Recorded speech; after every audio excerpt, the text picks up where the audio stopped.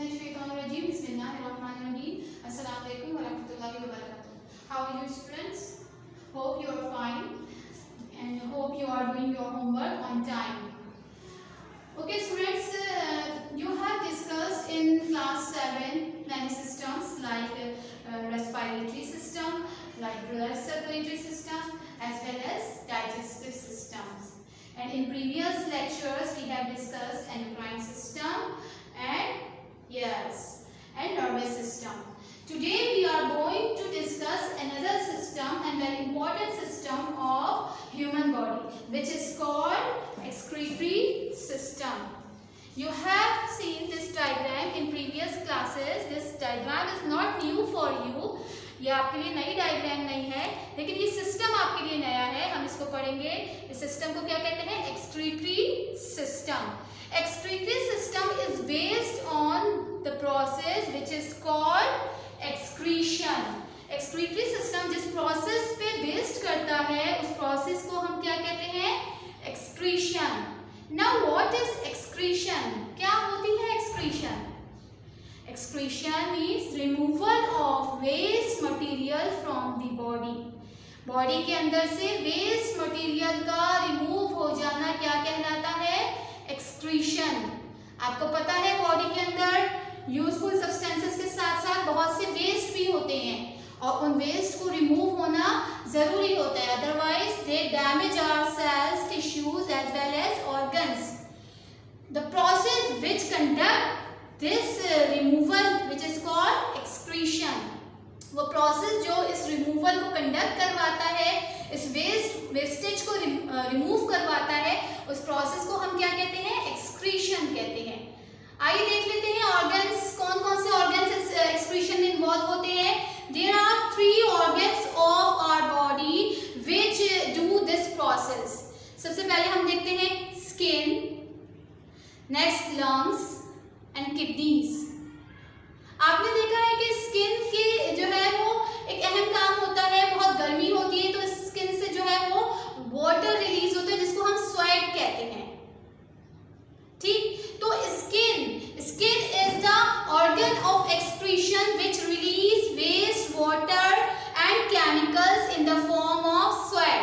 ठीक है, स्वेटिंग आना this is a good process, अच्छी चीज है. स्वेटिंग से आपके वेस्ट वाटर केमिकल्स रिलीज होते हैं. Next is lungs. It is also the organ of excretion. In lungs we have discussed in class 7 respiratory system. Respiratory system में हमने क्या पढ़ा था? We inhale oxygen and exhale out carbon dioxide because carbon dioxide is the waste of our body. ठीक है, अब ये waste कौन रिलीज आउट करवाता है या कौन एक्सहेल आउट कराता है? लंग्स. ठीक है, this is why lungs are the organ of excretion. सबसे पहले किडनी, स्किन को हमने देखा, नेक्स्ट लंग्स को. ठीक, इसके बाद third and the major organ of excretion are kidneys. Kidneys जो है वो एक्सक्रीटरी सिस्टम बनाती हैं और मेजर ऑर्गन है एक्सक्रीशन का, जो excess water and chemicals in the form of urine जो है वो बॉडी से एक्सक्रीट आउट कराती है. ठीक है, आइए देखते हैं किडनीज को और फिर जो है कहाँ मौजूद होती है ये. This is the diagram of excretory system. These are kidneys. आप देख रहे हैं किडनीज मौजूद है. ठीक है, किडनीज आपको किस शेप की नजर आ रही है? They are bean shape. लोबिया तो खाई होगी आपने, लोबिया की फली सबको पसंद होती है. तो लोबिया जो है बीन जो है जिस शेप का होता है, किडनीज उसी शेप की होती है, इसीलिए किडनीज को बीन शेप कहा जाता है. कलर इनका क्या है? They are reddish brown. They are present at the back of the abdomen cavity, यानी पेट के पीछे की तरफ मौजूद होती है, अबव द वेस्ट, यानी कमर से थोड़ी सी ऊपर की तरफ. There are 2 kidneys in human body. अल्लाह ताला ने ये ऑर्गन ऑफ एक्सक्रीशन जो दिए हैं, जो मेजर ऑर्गन है, ये 2 हैं ताकि ज्यादा से ज्यादा वेस्ट जो है वो एक्सक्रीट आउट हो, आपकी बॉडी में रुका नहीं रहे और एक्सेस वाटर भी आपकी बॉडी से रिलीज आउट हो जाए. ठीक है, तो there are 2 kidneys in the human body and they are bean shape. They are reddish brown in colour. ठीक है, present at the back of the abdomen cavity above the waist. अब यहाँ पर देख लेते हैं इनकी वर्किंग को. स्ट्रक्चर इंशाल्लाह कल पढ़ेंगे। अभी इसको वर्बली देखते हैं कि किडनीज कर क्या रही हैं। इस डायग्राम में आपको नजर आ रहा है, यहाँ पर देखिए ये आपको ब्लूइश शेड में और ये रेड कलर के शेड में 2 ट्यूब्स नजर आ रही हैं, ठीक है। रेड वाली कौन सी है, इनको हम कहते हैं रीनल आर्टरीज और इनको क्या कहेंगे, रीनल वेन।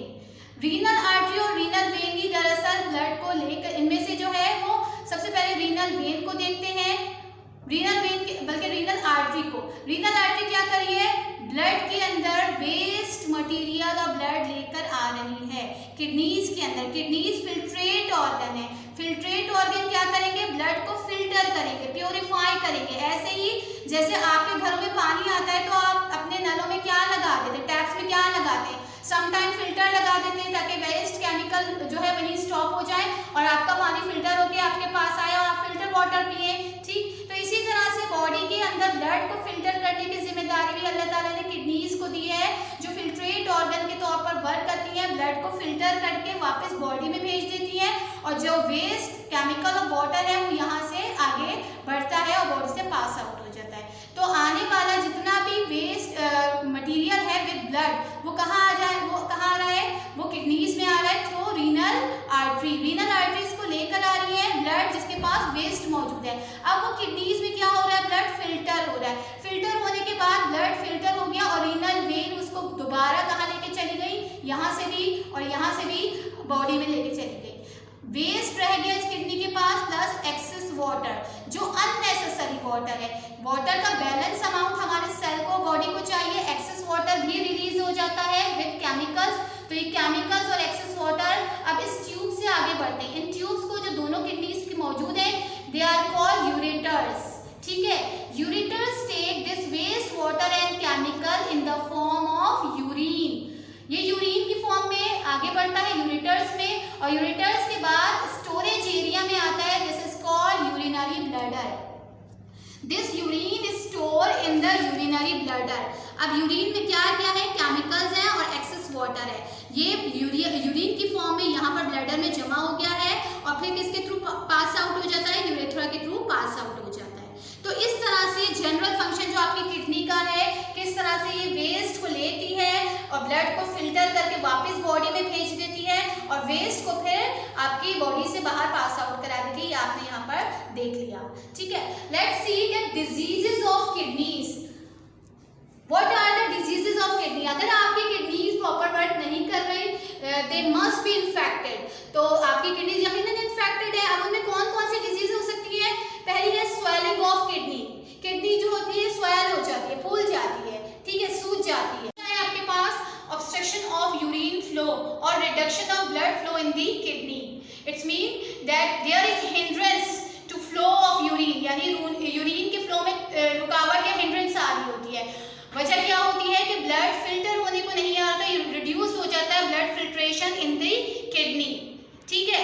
तो ये दोनों डिजीजेस जो है ये आपकी किडनी में पेन भी कॉज करती है और सीवियर इन्फेक्शन भी होते हैं, ठीक है, हो सकते हैं आगे जाके। ट्रीटमेंट किस तरह से होते हैं इनके? ट्रीटमेंट में आपको सबसे पहले हेल्दी किडनीज के लिए हर एक को क्या चाहिए, you must drink 6 to 8 glass of water per day. एक दिन में 6 से 8 ग्लास लाजमन पीना चाहिए, ठीक है। मोस्टली हम गर्मियों में तो ये काम कर लेते हैं, सर्दियों में हम कम पीते हैं, ऐसा नहीं करना चाहिए। हमें पानी सर्दियों में भी इतना ही लेना चाहिए ताकि हमारी बॉडी का वेस्ट रिलीज हो, टॉक्सिक जमा नहीं हो बॉडी में। अगर किडनी में पेन मौजूद है तो इसके बाद डॉक्टर्स को हम चेक कराते हैं और डॉक्टर हमें मेडिसिन प्रिस्क्राइब करते हैं और जो है हम वो मेडिसिन लेते हैं। समटाइम उससे फाका होता है और फिर भी अगर उससे जो है वो हमें पेन में रिलीफ नहीं मिल रहा तो फिर जो है डॉक्टर्स क्या, they must be severe infection और डॉक्टर फिर क्या बताते हैं, डायलिसिस का बताते हैं। Dialysis is not new term for you, क्योंकि आप अपने इर्द गिर्द सुनते रहते हैं डायलिसिस का नाम। But what is dialysis? होता क्या है dialysis? Dialysis is the process by which kidney machine help to clean blood. यानी अब मशीन को इस्तेमाल किया जाता है ब्लड क्लीन करने के लिए।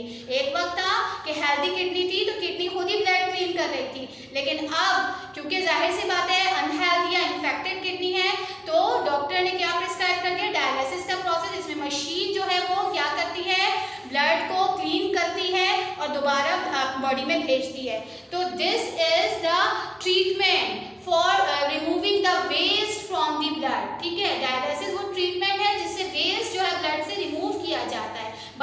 Kidney machine.